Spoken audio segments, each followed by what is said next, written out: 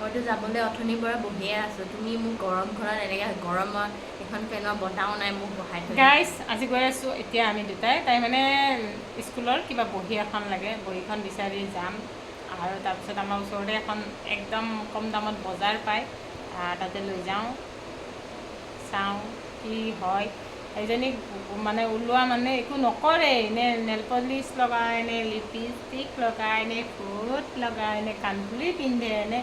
কিবা কৰে তথাপিতো গাইজ তাই ওলাওঁতে টাইম লাগে মোক মই গাইজ মই একো নকৰিব পাৰোঁ